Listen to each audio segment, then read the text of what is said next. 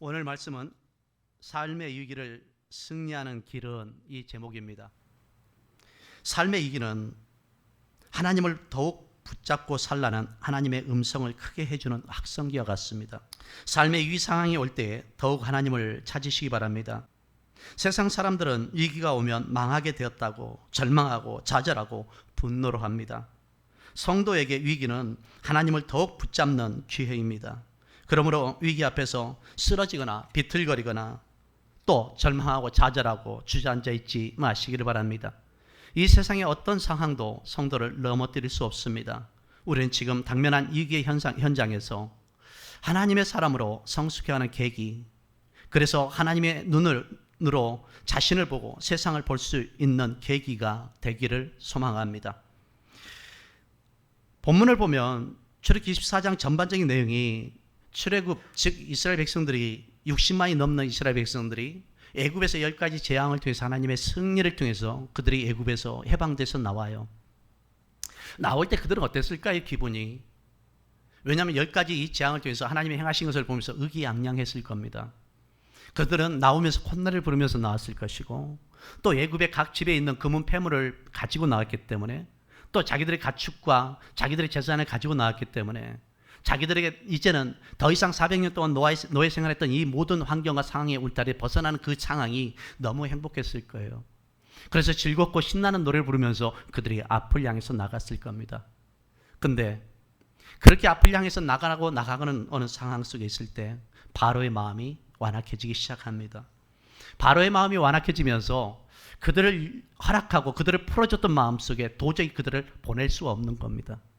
그래서 바로는 이 출애굽기 14장에 보면 이 3절 이하에 보면 즉 600승의 병거를 보냈다고 그래요. 앞은 홍해바다가 가로막고 있고 뒤는 600승의 병거가 뒤를 쫓아오고 있고, 이들은 그 순간부터 나오던 노래가 멈추고 또 얼굴에 밝은 미소들이 사라지면서 경악을 하고 충격을 먹고 당황하며 당혹하며, 그들은 심장이 떨리고 뼈가 녹고 살이 떨리는 그런 두려움을 느꼈을 겁니다. 여러분 아시나요? 삶의 위기가 찾아오고 우리 인생 위기가 찾아오면 우리는 하나님을 찾을 것 같지만 그렇지 않아요.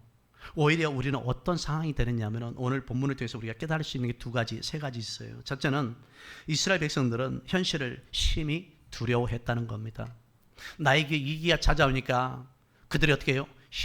삶의 현실을 심히 두려워했다는 거예요. 10절 말씀 보세요. 바로가 가까이 올 때에 이스라엘 자손이 눈을 들어본즉 애굽 사람들이 자기들 뒤에 이른지라.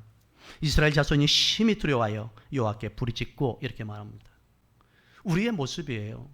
우리가 현실 속에서 어떤 문제에 직면하고 상황에 직면하면 사람은 누구나 두려워해요. 왜냐하면 불안하기 때문이죠. 불안한 이유가 뭐예요? 이것을 내 힘으로 할 수 없다는 한계에 직면하기 때문입니다. 여기서 크게 두려웠다, 즉 심히 두려웠다는 말이 무슨 얘기냐면, 심이란 말이 이루 헤아릴 수 없을 만큼 강렬한, 이런 뜻입니다. 이루 헤아릴 수 없을 만큼 강렬한 두려움을 가졌다는 거예요. 그런데 저는 이 말씀이, 단어가 참 가슴에 와닿아요. 왜 두려웠을까? 심히 크게 두려웠다는 것이, 심이란 단어가 이루 헤아릴 수 없는 강렬한 두려움이었다는 얘기. 왠지 아세요? 이스라엘 백성들이 400년 동안 이집트에서 생활하면서 이집트의 파라오가 어떤 왕인지 알고 있어요. 얼마나 잔인한 왕인지, 얼마나 무자비한 왕인지, 얼마나 잔혹한 왕인지 알고 있어요. 두 번째, 이스라엘 백성들은 400년 동안 애굽에서 노예 생활하면서 애굽 군대에 대해서 알고 있는 거예요. 2000년 전에 로마 군대가 세상에서 가장 강력했던 것처럼 이때 당시에 모세 시대 때 애굽 군대가 가장 강한 거예요. 왜냐하면 이 병거 한 대에 따라서 여러분 국방력이 좌우된다고 했잖아요. 사실 심리적인 요소에서 보면 이스라엘 백성들이 이 공포감 때문에 두려움을 느낀 거예요. 근데 환경적인 요소에서 본다면 이스라엘 백성들이 이 또 두려움을 느낄 수밖에 없었던 것은, 이스라엘은 바로의 군대를 너무나 잘 알고 있습니다. 이길 수 없는 강력한 군대이며 잔인하기 그지없는 강력한 왕이며, 이길 수 없는 강력한 군대라는 것을 400년 동안 노예 생활을 통해서 그들을 경험했기 때문에 그렇습니다. 불안하면 사람은 공포를 느낍니다. 불안하면 스스로 판단합니다. 불안하면 사람은 분노를 느끼고, 또 불안하의 두려움으로 몰려올 때 우리는 이미 패배자의 실패자로서 스스로가 낙인을 찍어버립니다. 그래서 시편 42편 5절에 시인은 이렇게 말합니다. 네 영혼아 어찌하여 네가 어찌하여 낙심하며 어찌하여 네 속에서 불안해하는가. 너는 하나님께 소망을 두라. 그가 나타나 도우심으로 말미암아 내가 여전히 찬송하리로다. 네 영혼아, 네가 어찌하여 낙심하며 네 영혼, 네가 어찌하여 불안해하는가. 누구에게 소망을 두라고요? 하나님께 소망을 두라. 두 번째, 이스라엘 백성들은 현실을 원망하며 불평했습니다. 11절 12절 보면 이스라엘 백성들의 현실을 보면서 뭐 했어요? 모세에게 원망하고 불평하고 있는 거예요. 11절 보시면 이스라엘 백성들은 불평은 현실의 한계를 느껴서 좌절에 빠졌을 때 탓하고 싶은 감정적 욕구가 11절이에요. 여러분, 불평이 뭐죠?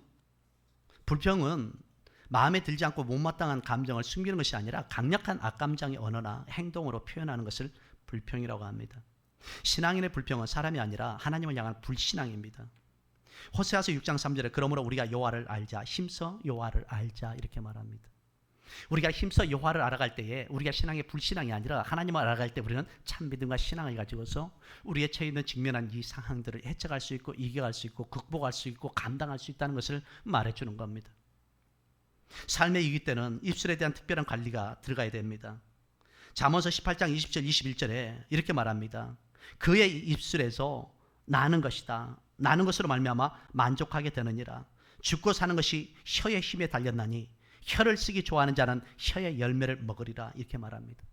그래서 우리는 어떠한 두려움이 있을 때, 직면했을 때, 삶의 위기에 직면했을 때 내 언어를 여러분이 통제하고 여러분 언어를 특별히 관리해야 돼요. 11절 12절에 이스라엘 백성들이 관리하지 못한 것이 뭐냐면 언어예요. 12절 보면 이스라엘 백성들이 미래가 없어 보이는 현실 앞에서 과거를 선택해 버립니다. 저는 여러분들도 저도 과거를 선택하지 않았으면 좋겠어요. 마지막으로 13절 14절입니다. 삶의 위기를 그러면 승리한 길은 뭐냐는 거예요. 오직 하나님을 온전히 의지하는 것밖에 없습니다. 모세가 13절 14절을 보세요. 모세가 백성에게 이르되 너희는 두려워하지 말고 가만히 서서 여호와께서 오늘 너희를 위하여 행하시는 구원을 보라. 너희가 오늘 본 애굽 사람을 영원히 다시 보지 아니하리라. 여호와께서 너희를 위하여 싸우시리니 너희는 가만히 있을지니라. 첫 번째 뭐 하라고요? 두려워하지 말고 하나님의 구원을 보래요. 두려워하지 말라 이 말은 내가 너에게 평안을 줄게. 이 말은 다른 말로 낙심하지 말라 기다리라 이 말이에요. 이사야 41장 10절 말씀에 이렇게 말합니다. 두려워하지 말라 내가 너와 함께함이니라. 놀라지 말라 나는 네 하나님이 됨이라. 내가 너를 굳세게 하리라. 참으로 너를 도와주리라. 참으로 나의 의로운 손으로 너를 붙들리라. 요한복음 16장 33절 말씀에 이렇게 말합니다. 이것을 너희에게 이르는 것은 너희로 내 안에서 평안을 누리게 하려 함이라. 세상에서는 너희가 환난을 당하나 담대하라. 내가 세상을 이겼노라. 사랑하는 성도 여러분, 우리가 두려움 속에서 불안 속에서 잊지 말고 우리가 믿는다면, 하나님을 믿는다면 하나님을 신뢰하고 하나님 앞에 나아갈 수 있기를 소망합니다. 두 번째, 여호와께서 우리를 위해서 싸우실 것이라고 말씀합니다. 14절 보십시오. 여호와께서 너희를 위하여 싸우시리라. 여호와께서 너희를 위해 싸우시리라. 그러면서 뭐라고 하냐? 가만히 있을지니라. 13절에 가만히 있어서 14절에 가만히 있을지니, 이 말은 무슨 얘기인지 아세요? 이제 더 이상 불평하지 말고 좀 가만히 있어라. 하나님께서 하실 것이니까 그만 좀 불평하고 가만히 있어라. 하나님께서 싸우실 것이다. 여러분 15절 이하에 보면 어떤 사건이 터진지 아십니까? 그들이 그렇게 불안하고 두렸던 이 병거가 있잖아요. 여호와의 사자가 이스라엘 백성들 앞에 이끌었던 여호와의 사자가 이스라엘 진영 뒤로 가셔요. 그랬더니 구름동도 뒤로 가요. 그래서 어떻게 하냐? 그 여호와 사자와 구름 기둥이 뒤로 가서 애국 군대가 더 이상 오지 못하도록 거리를 유지시켜 버려요. 그들은 어둠 속에 있게 하고 이쪽은 뭐예요? 밝음 속에 있게 해서 거리를 유지해요. 하나님을 신뢰할 때 하나님은 어떤 사망의 음침한 골짜기에 있어도 어떤 불안과 두려움 속에서도 반드시 믿으시기 바랍니다. 거리를 유지시켜 놓습니다. 우리가 넘어지고 쓰러져 자빠지지 않도록 거리를 유지시키심을 믿으시기 바랍니다.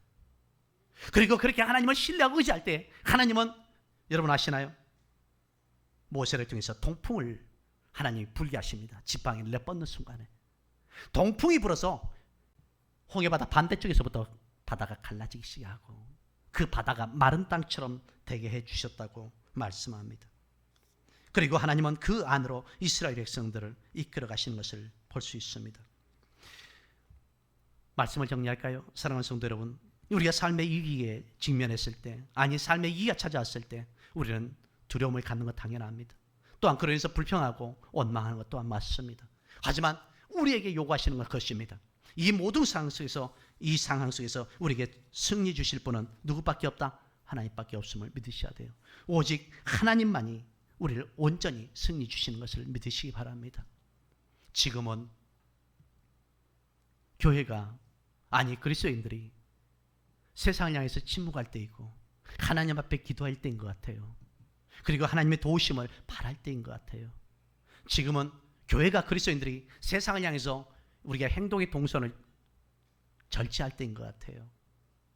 그래서 세상을 향해서 우리가 선한 영향력을 이루어갈 때인 것 같아요. 그리고 하나님이 고요히 잠잠히 이 상황을, 이 사태를, 이 위기를 주께서 우리를 건져달라고 기도할 때인 것 같습니다.